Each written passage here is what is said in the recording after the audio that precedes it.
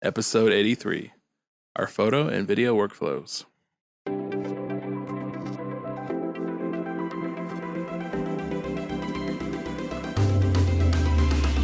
Welcome to the Visionary Variety Podcast, where we cover cool stuff like photo, video, film, books, and technology. So switch on your brain and enjoy the show. Welcome back to the podcast. This is Daniel Grove. We've also got Nate Gunn on this episode. Hey, what's up? Glad to have you back. I know. Last episode was a blast. I finally got to interview Haitao, an awesome martial arts stuntman, just overall karate extraordinaire. And if you're into martial arts movies, action movies, karate, anything like that, go listen to that episode because it was really, really cool. Well, in this episode, we're definitely changing directions. Yeah, for sure. We went from Hiya Jackie Chan to Clickety clack clack click, making money. Yeah. Well, we're staying true to our name as a variety show, right? Yeah. If we had enough content, we could split this podcast up into like 4 different podcasts. Oh, for sure. But we don't have enough time. I'm not making enough money off of this for that, and I'm actually making no money. So I was going to say, who's making money? Definitely not me. I'm spending money. All right. Well, in this episode, we're going to talk about our workflows for my photography business and for his videography business. And this is going to be a really good episode for all of you out there that want to get into photography or videography, not really sure how to start, or maybe you've been doing this for a few years and you feel like there's a better way you could be doing it, but you're just not quite sure where to start. So we're going to go through the way that we found is the easiest way to do things. And again, everyone's workflow is different, but hopefully you'll learn something from this episode, and we can always improve our methods and workflows. And in case you're listening to this maybe on a browser, like on your computer, and you maybe haven't taken the jump into the podcasting world, let me tell you something. You can listen to this podcast on your phone, on the go, when you're stuck in traffic, when you're waiting on a meeting. Yeah, podcasting is amazing. And unfortunately, a lot of people just listen on their computer. And I feel like they're missing out on a lot of great, listening time while they're driving or working, things like that. So the way to do that, in case you haven't, like I said, if you haven't taken the jump into podcasting, it's super easy. You can use a free podcasting app, or you can use one that's already built onto your phone. If you've got Apple, you've got, I think, is the app called Apple Podcasts? Well, for all those old school, it's iTunes, but yes, you're right.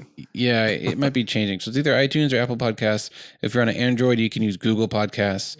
Great free apps. And basically, you just find our podcast, the Visionary Variety Podcast, subscribe to it, and then you can download any episode you want at any time you want.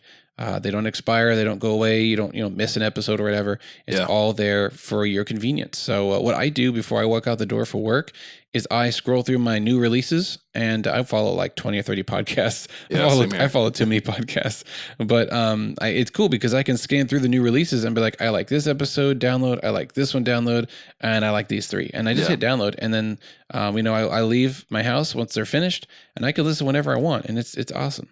So that's how it all works. Podcasting in a nutshell. And it's really convenient. So in case you've been missing out on the mobile side of podcasting, definitely jump on that. And we just want to say welcome. Yeah, and thank you. Yes, thank you for listening. It's an honor. I love when people, I love when I bring it up with people and they're like, oh, I totally listen. I love last week's episode, or I love this episode about this movie. It was great. I'm thinking, why didn't you tell us? Like I didn't know you listened. Or the fun one, I think we were just talking over the weekend, how they go, hey, Nate, what's up? I'm like, how do you know who I am? And who are you? Like everything about me. I know nothing about you. So this is going to be fun. They've been stalking us on the podcast and we didn't know. Hey, it's cool. We're putting all the information out there anyway. So, what do you expect? I don't care. Open book. Well, speaking of hearing back from people and reviews, we have a whopping 2 reviews on iTunes. Whoa, calm down. But if you want to make our day, jump on iTunes and write a little review. Give us hopefully a 5-star review. And let us know what you think about the show. You can also comment or send us a message on our social media, or you can just send us an email the new old-fashioned way. It's not terribly oldfashioned, but it's new. It's definitely not a pager. It's a step up from a pager. You can send us an email at any time about anything to tvvpodcast@gmail.com. All right. Well, enough about us. Let's talk about us. Yeah. So Workflow. In case you don't even know what a workflow is, it's basically the flow of your work. What's the very, very first thing you do after you finish a photo shoot? Yeah. Or what are the 10 steps you do before you do the photo shoot? A whole If you've bunch. got a really good, yeah, there's a lot of steps that lead up to that. If you've got a good solid workflow, you're going to know what you're doing right when someone contacts you for the very first time. All the way to, delivering the product, and even maybe a 1 year follow-up. If they did a Yeah. wedding, hey, contact them about 1 year anniversary photos, or contact them in a week after delivery and say, hey, I'd love to hear back. What was your experience like? Would you mind Yeah. writing me a review? Like, that's all part of your workflow from the very beginning to the very end. And if you don't have a workflow, you might already be realizing I've been missing out on a lot. Yeah. A lot of potential business, a lot of client experience, and other little things that happen along the whole process. So before we get into the nitty gritty of our workflows, let's talk about some tools that we use along the way. And for the most part, these are all free softwares, which is Yeah. my favorite. Yeah. As much as I use, the big names like Adobe Lightroom, Photoshop, and a few others, I love freeware. I use Oh, freeware as heck much yeah. as I can. Freeware is cool because a lot of times it can do specific tasks better than the big programs can, because that's what they're made for. So my first one on my list is podio.com, Podio. This is a website where you make an account and you can basically make really in-depth flowcharts and checklists and other information-based objects and things that will just help you along the process of going through a Mm-hmm. workflow. It's hard for me to explain because a lot of these are kind of abstract things, but Yeah. if you just look up a YouTube video, like look up what is Podio, or maybe Podio for photographers, you'll Yeah. see, and it'll explain it way better than I can. But it's a really, really cool, very versatile, very flexible, and creative kind of mind mapping tool that might just really be a game changer for you. So check out podio.com. Nate, what's a tool that you like to use? Well, we all take notes, no duh, but Hopefully. I've been using an app called Evernote, and it just Yeah. replaced the whole pen and paper, which to some that's their niche, but I don't always have a pen and paper. But one thing I do have is my cell phone, and every time I sit down, have ideas, sit down with the client, I just write down something. And the nice thing is that it syncs with your desktop or other devices that you have. So Yeah, that is a awesome. huge thing, because there's a lot of times that I'll be like, oh man, did I write that down? I'll write, and it's already there on the desktop, and just move on with life. But it's like what you said, it's free, it's easy to go. I've never used it on Apple product. I've only ever used it on Android, but oh man, it's so good, so easy, so simple, and just to the Yeah. point. Totally. Now, if you're saying, well, I don't need that, I use the Notes app built onto my phone, like the default one. No. Evernote is so much more than just a few text files in a list. Yeah. Evernote, you can organize your notes into basically folders, which are called notebooks. You can search for keywords, you can search for text, you can put images, websites, links. You can format your notes into, like Word formats with like bullets and tables and like really detailed stuff. If that's what you need, you can do it. But that cloud feature makes it really valuable as well. Like you mentioned, you can access it on any device. It updates in real time. You can open it in your computer's browser. Yeah. You can open it on the computer program that you can install. And of course, there's a mobile apps as well. And the nice thing about it is there's like reminders, audios, attachments. I mean, there's there's a lot of different there's stuff. just so many things you can do. If you're like, I don't have time to type it out, you can just like do a voice memo, and it'll be right there. Yeah, a note is only like one of the 6 or 7 features it can do. Yeah. Like audio is another one. There's clipping, which is like you can grab a snippet from a website and just save that. Yeah. Really, really cool. I know so many different industries use this. I use it. Let me just list a few things that I use this for. I use it for my everyday day job. So I have like a daily log of my tasks and stuff. I can add a checkbox next to each one. So I use it for my normal job. I use it for my dreams. I log my dreams into a document. I have an encrypted note for my passwords. I've got one for church notes, for sermons, like everything. It's just so many different things. For the podcast, I write down all my ideas for YouTube videos and podcast episodes. It's just like, where would I be without it? I need to back it up, because if I lost it, that would freak me out. Yeah. And I've been using it pretty solidly for about 5 years, and I have over 1,000 notes in there total. Which is crazy. Yeah, it adds up every day. So Evernote's awesome. Definitely get it. The free account gives you 2 devices. So like you can have like your mobile and maybe a tablet synced. And I think you can get away with using the browser version on your desktop computer, and that doesn't count as a device. Nice. So I think you can kind of stretch it into 3 devices that way. I Free have stuff. one. Yeah, I use the application on my computer, which is one device, and then I have my mobile app on my phone. It's the Yeah. second device. So I'm maxed out, but I don't have a tablet right now. So Evernote's great. Next tool is Gmail. Now you're probably like, well, duh, I use, email. Like I'm not living on a rock. I'm not using Hotmail anymore. But what I want to talk about that maybe you didn't know is that Gmail has a few special features that are really helpful for email correspondence.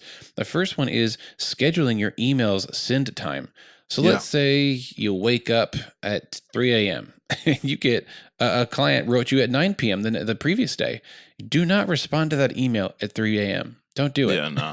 Don't do that. Maybe don't even respond to an email in the middle of the day. If you know your customer is busy, maybe you know their work schedule or their family life, don't send them an email during a busy time of their day if you know there's a downtime. Now, sometimes we don't know this, but if you do, you definitely want to send that email at a good time of the day where they can actually get it in a more convenient time. The first thing is you can schedule the sending time of your email. To do that, you just go down to your blue send button and don't click send yet, but click on that down arrow and you can do schedule send. Now, I see that. If you don't see that, it may be an add-on that I've forgotten that I added on a long time ago. So if you don't see that, look up for, a Gmail add-on for scheduling your email send time. The next trick with Gmail is you can actually undo the sending of an email. Have you ever sent an email and just realized, oh, I forgot to attach the attachments that I said were attached? Or maybe you just told off your boss and you wish you could undo that email. Well, you can. And Nah, nope. nah, I'm good. Let it go. That's one of the biggest things ever is sending the wrong stuff to the wrong person. It's I'm always super cautious. Yeah, you got to be careful. Well, if you turn on the email delay feature, which can delay the sending of your email by 10 seconds, 30 seconds, a minute, whatever, you can basically undo the send because it hasn't technically sent yet. It's waiting for that countdown to finish. We usually realize after we click send, oh, I forgot this. Right after our brain it's weird. Our brain works like that. So that's why they made this little feature. So that's pretty sweet. You can undo that sending. You can fix the email and then click send again, and the countdown will start again just in case. And once that timer finishes, it'll send, and everyone's happy. Gotta love technology. Yeah, it's smart. So the third trick with Gmail is templates. They're called canned responses. And to get those, you go on not where your send button is, but on the other side where the trash can is, and click on those 3 dots. And for me, I have a menu called canned responses. Now, again, I can't remember if this is an add-on for Gmail or if this is a built-in feature. I'm sorry, I'm blanking on that. But if you don't see it, look up the add-on. If it's there, then I guess I'm wrong and it's just built in. But you can write an email template. And let's say you write up an email you need to send, weekly or monthly, or a general response for, say, wedding inquiries. You can save that blank email without any specific names. You can save that as a template and you can use it over and over. And you won't have to retype the same things over and over again. That's a huge time saver right there. You don't have to type the same thing. I actually have a notebook called Texts, and inside the Texts notebook, I have a bunch of different notes. This is on Evernote. I have a bunch of different notes that have canned responses, so I can copy and paste them. I guess I need to just move them over to Gmail. All right, so that's it for our tools. Let's get into the actual workflows. So I kind of broke up my workflow into 3 different stages. The first stage is the setup stage, which happens basically before the photo shoot happens. This is all the stuff that leads up to the photo shoot. Yeah. The second section is called production, which is the photo shoot, the editing, the delivering, all the, very active main stuff you think about. And then the third stage is the finishing tasks. So this is making sure my backups are good, deleting the extra files, writing a blog post, scheduling social media posts for this. So that's the finishing tasks. So let's start from the very beginning. So the workflow starts as soon as someone contacts you, at least in my opinion. So I get an email from Mary Sue. She says, hey, I'm getting married next year. I want you to shoot my wedding. And of course she emails me with that accent. I wish that was a thing. So I get an email. Now, after I finish responding to her, of course, I'm going to go to my spreadsheet, which I call my lead spreadsheets. A lead is someone that, might be a customer in the future. You don't want to lose that information. You want to follow up with leads and keep track of them. So I have a Google spreadsheet that is for all my leads. So I add their name, I add how they contacted me, what they contacted me about, the date, any prices mentioned, any budgets, any specific details I need to remember, like, oh, this is a Star Wars wedding. I want to write that in the notes so I remember, oh yeah, this one. So I know, I know the direction to go with. Yeah. So that's my lead spreadsheet. Now, Nate, we're going to get into your workflow next, but do you have any kind of way to track leads like what I do? I take down notes. I don't have Okay. Excel. Come on, man. It's I'm 2019. not. Time I'm to not upgrade. surprised you have Excel because you have an Excel, like I said in other podcasts, for all the books you've read and are gonna read. So I'm not surprised that that's your default go to. I love it. It's a good way to keep track of data. Oh You no, can for search, sure. you can filter. It's everything I want when I'm dealing with a bunch Yeah, of complicated information. yeah, And again, I use technically it's not Excel. Technically, it's Google Sheets. yeah. um, You've been lying to yeah, people. just saying. Microsoft Office has got to be just crashing and burning right now because of all the free alternatives out there. Yeah, Okay, so that's the very first step is I write down that customer's information in my lead sheet. Next is eventually I get to the point where they're going to send me payment. Hopefully before the shoot, they're going to pay me for my work. And how I do that is normally I use PayPal. There's a few other ways to do it, but my most popular is PayPal. And once they've paid and it's cleared, I'll actually write down that information in a different spreadsheet, which is my finance spreadsheet. That keeps track of all my income, all my expenses, my miles. And why do I need all this stuff? For taxes, but also other things, but mostly taxes. So every time I make a little bit of money, or if I spend a little bit of money, usually a lot of money, I will write that into a specific part of my spreadsheet and I know what happened. Third step is I'm going to send them the contract, and that's what they're going to sign to really, really yeah. seal the deal. And maybe you should do this before money. I don't know. Maybe I'm getting my steps mixed up. No, we need the money up front. And then you sign. Then you sign your Yeah, life away. So right now I use EverSign, which is again a free. I guess I should have mentioned this in my tools section earlier. yeah, But EverSign is a really cool way to basically make a template document, which is your contract, and you can send it to someone through email. They can sign, they can write in information if you want to do that, like a form, and then they agree, and it comes back to you, and that's pretty cool. that's super cool. That's the first time I've ever heard of that.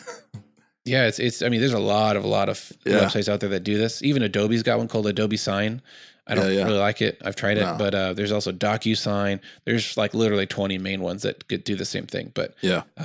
I've found that I like EverSign, and I also like that it's free. That's super cool. So you can use that for wedding contracts and also for model releases or anything else like that.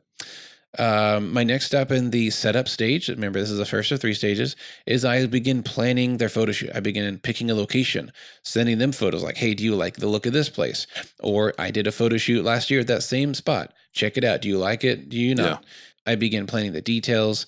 I also start maybe planning some actual photos. Like if I know they want a big family photo, maybe I'll start brainstorming. Like, okay, let's get this worked out ahead of time, so I'm not, like brain freezing and getting artist block at the photo shoot. Yeah. So planning those details, talking with them about their outfits, about what do they really want out of this photo shoot? What are they going to do with these photos? That's kind of a weird question, but it's definitely one you need to ask. If they're going Yeah. to say, "Oh, I just want some new pictures for my Facebook," then okay, that's all they're going to do with it.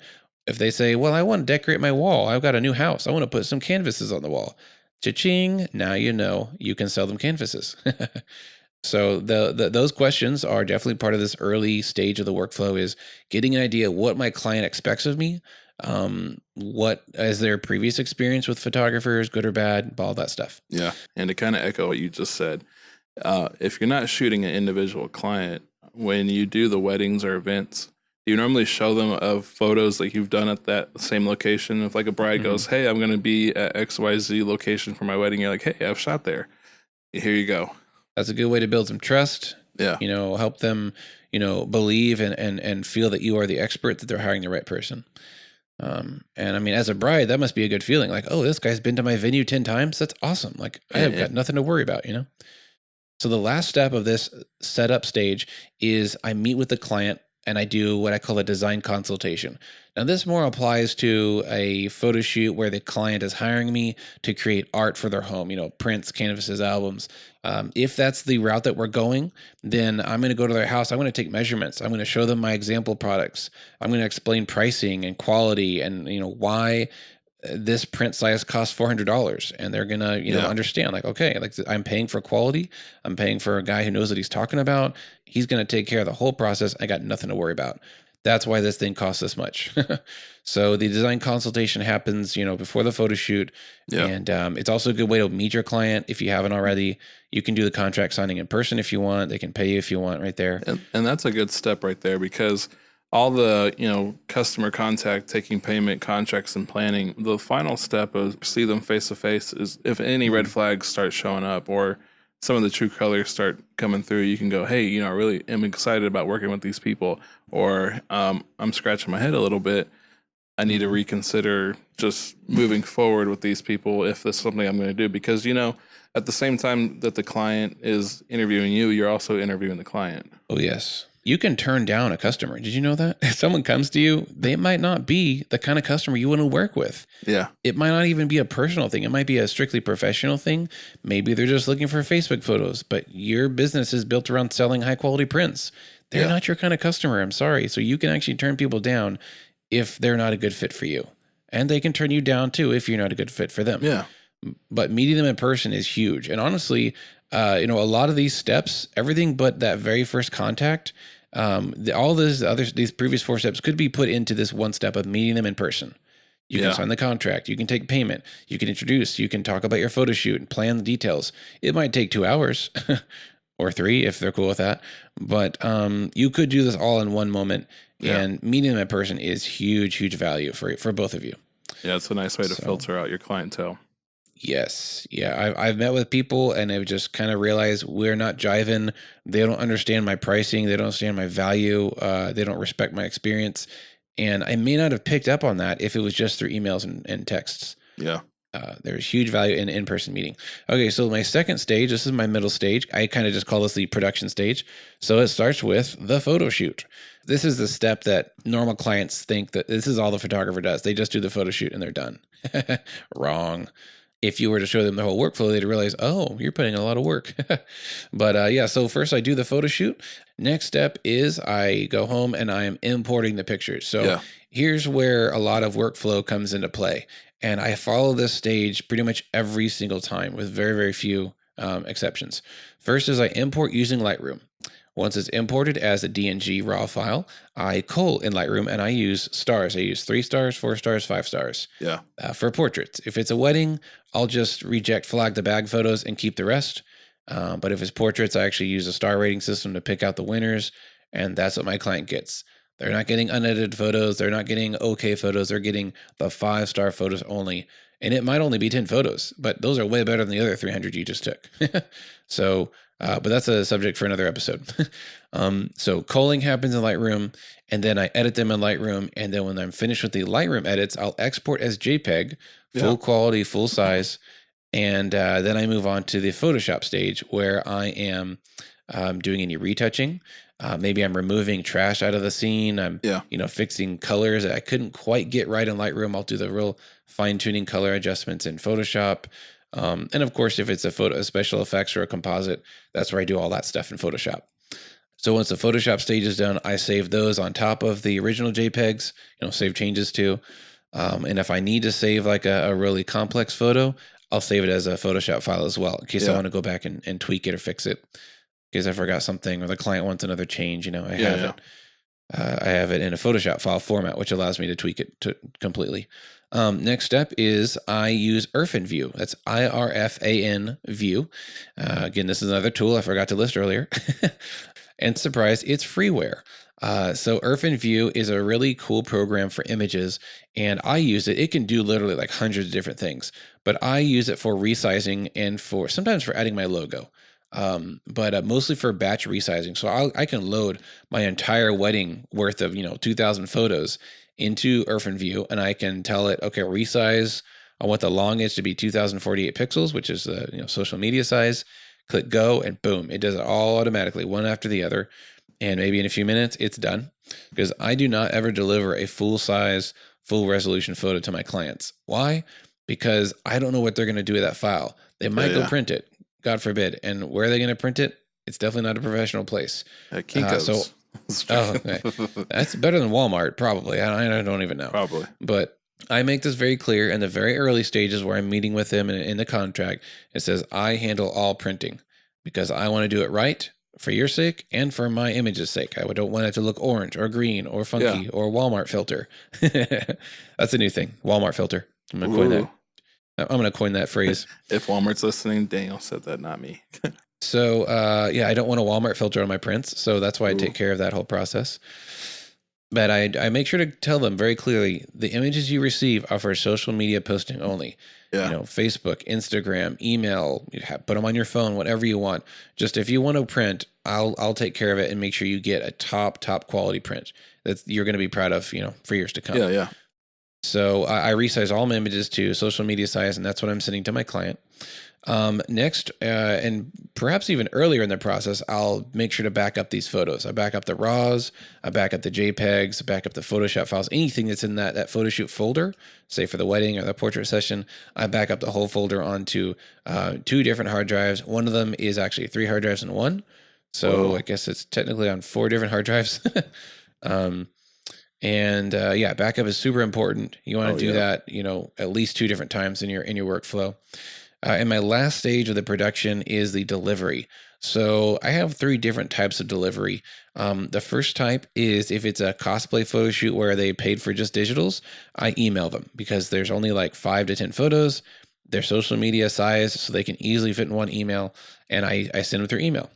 The second type of delivery is a wedding, in which case I use a service called Pass. This is not a free program, but I got in early, so I only pay $15 a month. And it has unlimited storage. It's basically a image delivery system. Super easy to use. Yeah, it's super easy. I use it for all kinds of stuff, but primarily for weddings. So I'll upload all the photos to a Pass gallery for that client with their name on it, you know, maybe their wedding date, whatever. I'll organize the wedding into different sections of the wedding, you know, preparation, ceremony, reception, all that jazz. And I send them this beautiful, clean gallery, and that's where they view and download their photos from. So that's the second type. And then the third type is if it is a portrait session, like say a family photo shoot or something like that, where they're actually hiring me to get prints, then I'll actually meet them in person. And that's where they see their images for the first time on their TV with me there. And that's where they place the order for their prints. So that's called IPS, or in-person sales. Yeah. And again, that's a topic for another episode. that actually would be a pretty great episode, I think, to deal with, don't you think? Yeah. That's a hot topic these days. A lot of photographers are realizing that digital only is not paying the rent, and IPS is the way to go. For most things, not for everything. So yeah, IPS session, which is the in-person sales, happens, and that's the end of the production stage. Yeah. All right, and now my third and final stage of my workflow is the finishing tasks. So I start with deleting any of the rejected flag photos in Lightroom. That's a photo that maybe was a blink or a blurry photo. Sometimes I've been wrong. That's why I don't delete them yet until I've finally delivered the photos and my client is happy and they haven't written me back about, oh, what about this photo? Or, well, this one looks, you know, whatever. I wait till close to the end to delete those bad photos. And sometimes if it's a portrait session, I may even delete the 0-starred photos. That's a photo that I didn't say was, you know, good, which is a 3-star, great, which is a 4-star, or the best 5-star. The non-starred photos, I may just delete them because honestly they weren't good enough for me to, you know, promote. So those will go to save room on my backup drives. Next is I will delete the raw files off of my laptop. So that's because I'm done with the raw files on my laptop and I have them all backed up on my multiple hard drives. So I'm okay to delete them, and you need to double check before you delete them.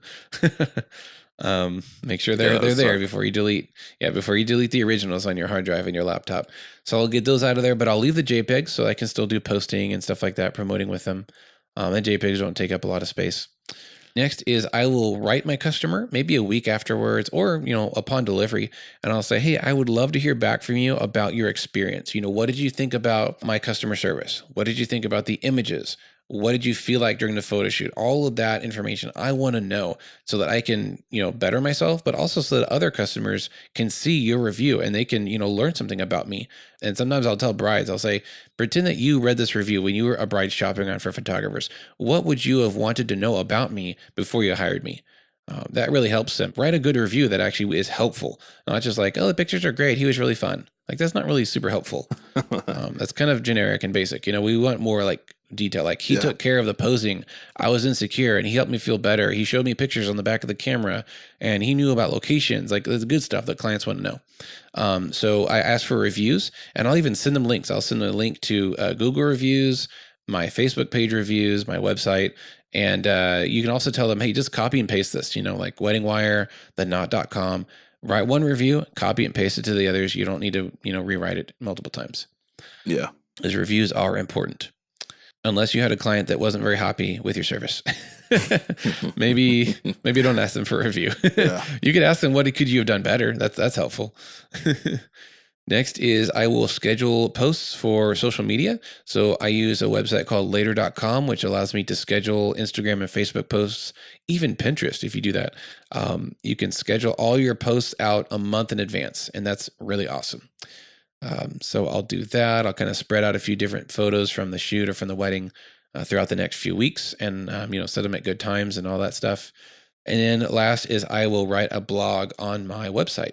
So if you go to danielgrove.com/blog, I do a blog for every event, every portrait session that I do.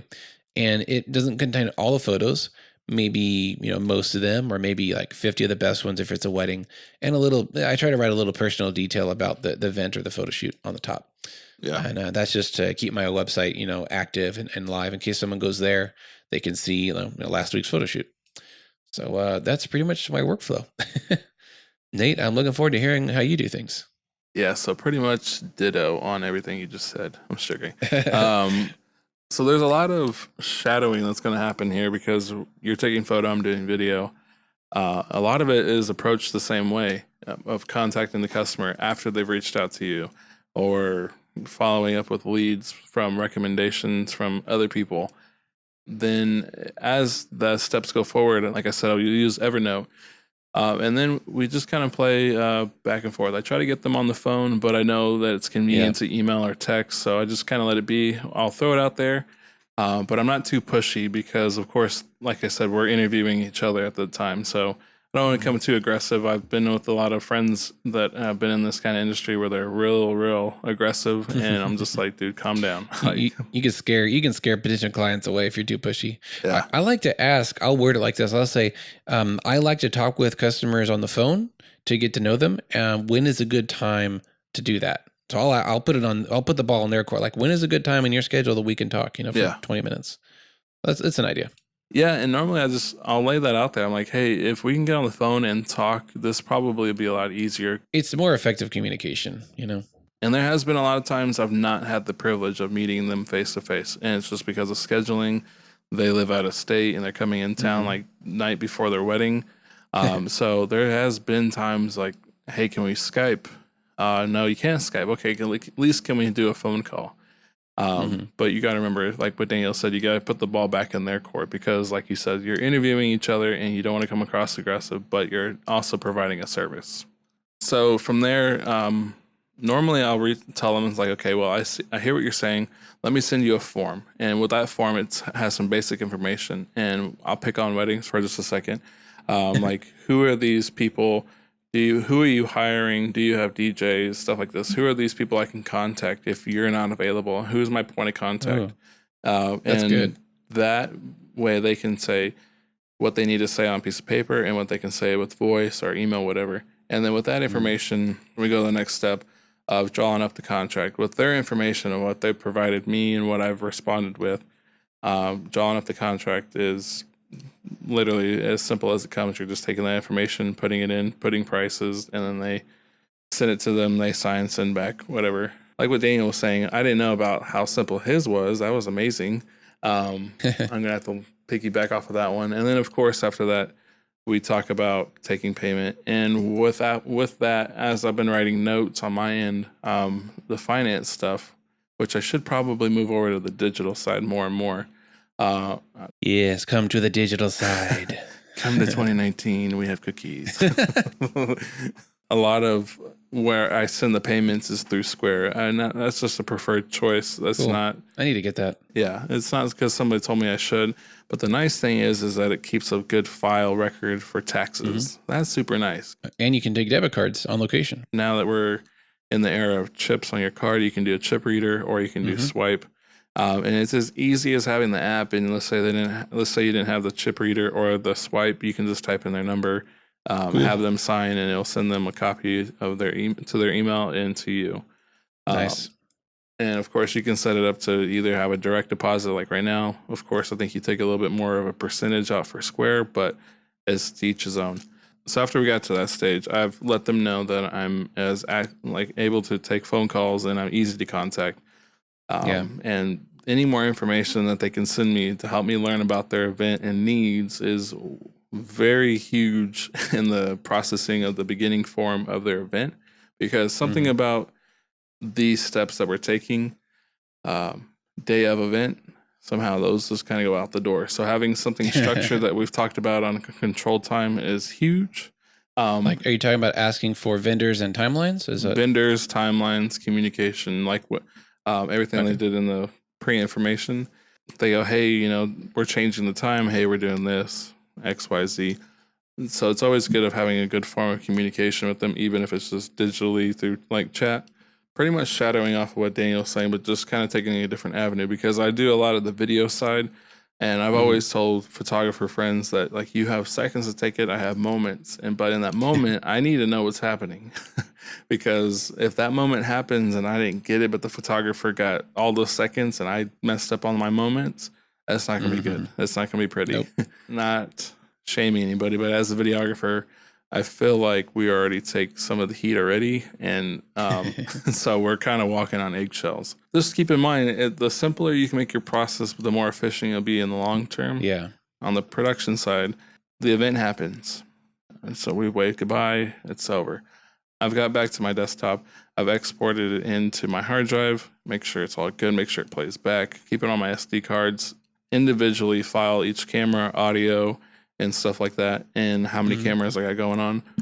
And then the next step of editing, you'll import it into Adobe Premiere Pro, which is awesome.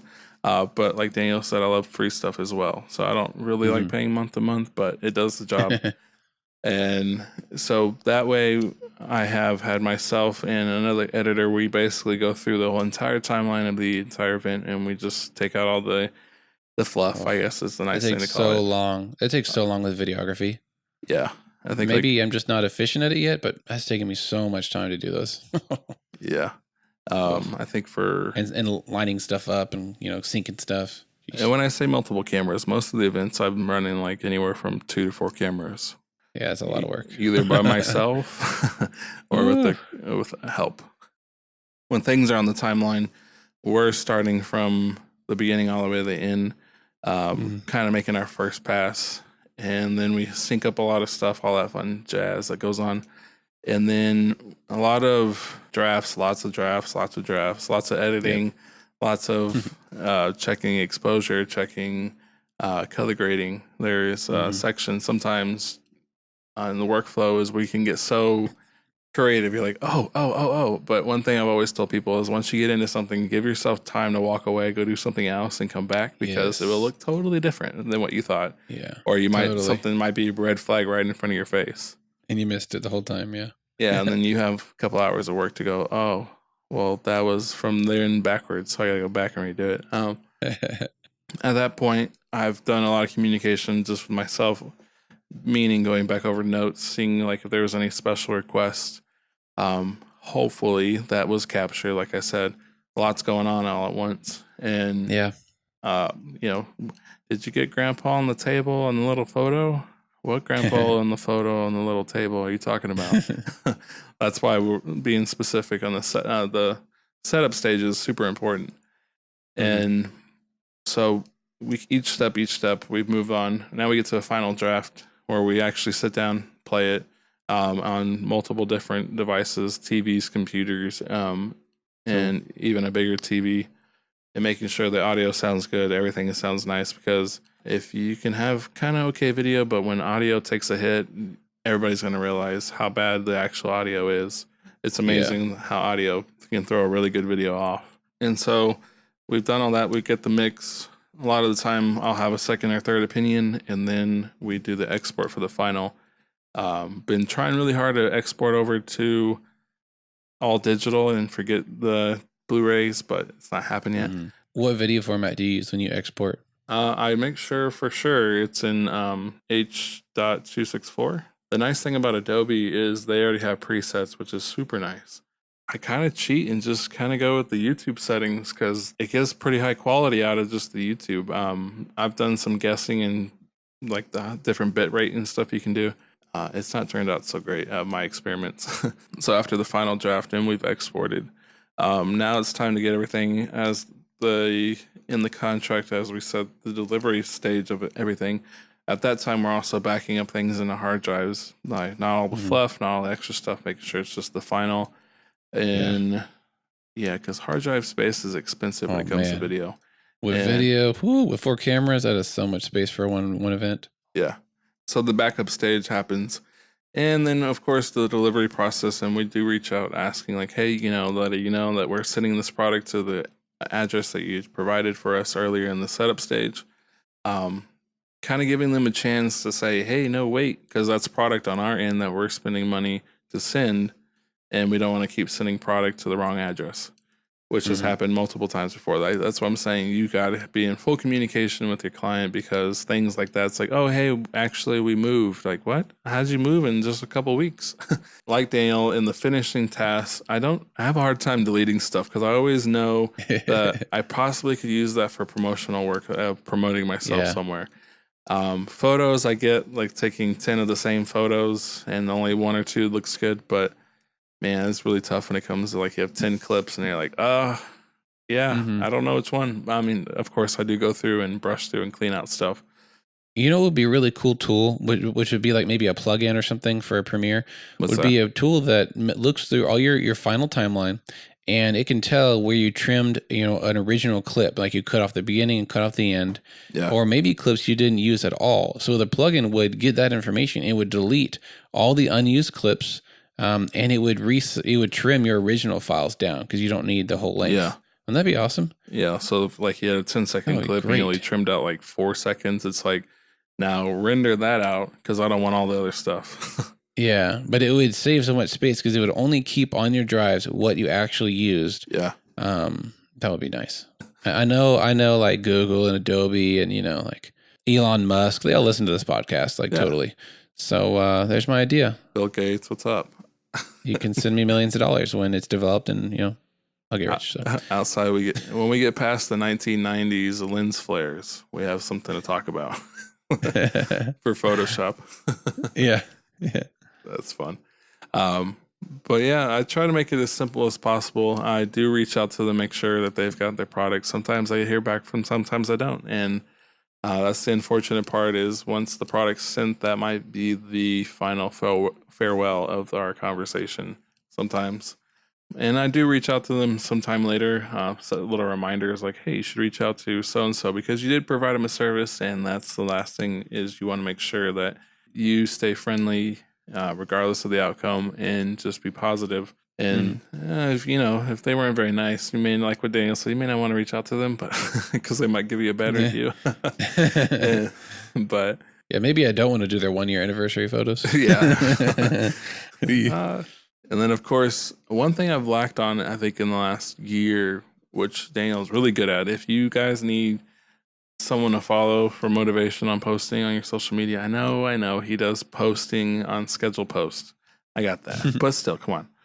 He always looks like he's really busy. Now, I know he is, but I'm just posting other images from last year just in a different way. Yeah.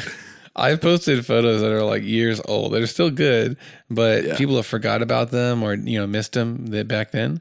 So it looks like a brand new photo. Yeah. I do that during slow times. It's pretty much echoing a lot of what Daniel said. Simplified version of Daniel, but in the video side. Cool. Well, that's great. Thank you so much for sharing that. I was curious how, you run things. You've been doing this for a while. So, the longer you're in the business, the more you kind of refine your workflow and, you learn something from another photographer or videographer, maybe an episode like this, or you go to a conference or something and you learn some new tricks. And so it's always something that's changing. And the longer you're in the business, the better your workflow will become.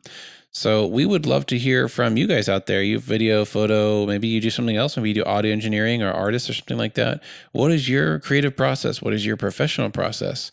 And did you learn anything from the way we do things? If so, we'd love to hear back from you guys. Like I said earlier, you can comment on the post on Facebook for this. That's one way I prefer because it's just easier for everyone else to see and, kind of get a conversation going. Or if you want to keep it private, you can email us at tvvpodcast@gmail.com. And we'd love to hear back from you. Well, thank you so much for listening, and we'll see you next week. Ta-ta. Bye-bye. Farewell. If you like this show, be sure to subscribe on your favorite podcast app.